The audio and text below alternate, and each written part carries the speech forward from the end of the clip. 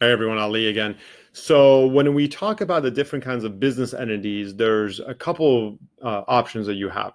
Of course, you can still be a sole proprietor, which means that there's no legal protections. You're just opening up shop and doing your practice under your name. That's definitely not what we recommend. What you can do is you can set up a corporation. That's the sort of the ideal setup. And there's a couple of different kinds of corporations. There's a C corp and then there's an S corp.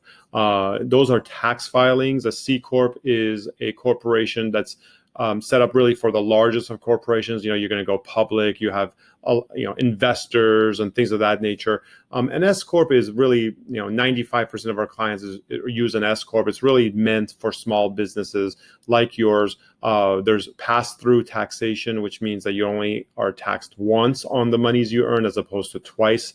That is the case with a C corp.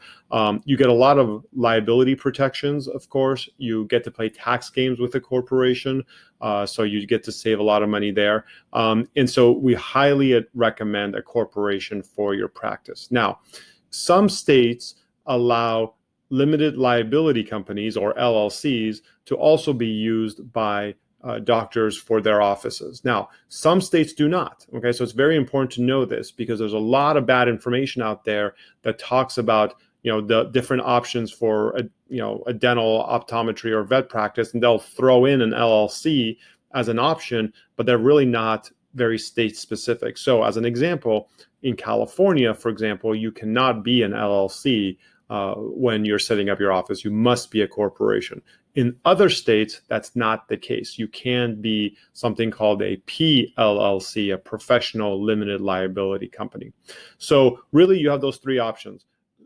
Stay a sole proprietor. We don't recommend that at all. Become a corporation. Highly recommend that. If you can be an LLC in your state for your dental practice or optometry practice or vet hospital, then go ahead. The LLC is just as good as a corporation if your state allows it. Now, those are for your practices. If you're going to buy the real estate or a commercial condo for your office, in those situations, you can buy that commercial real estate under an LLC. So in those situations, your practice would be under the corporation, and then your real estate would be under an LLC. I know it can get kind of confusing. I'm happy to walk you through it again. If you guys have any questions, don't hesitate to call if you have any. Thanks.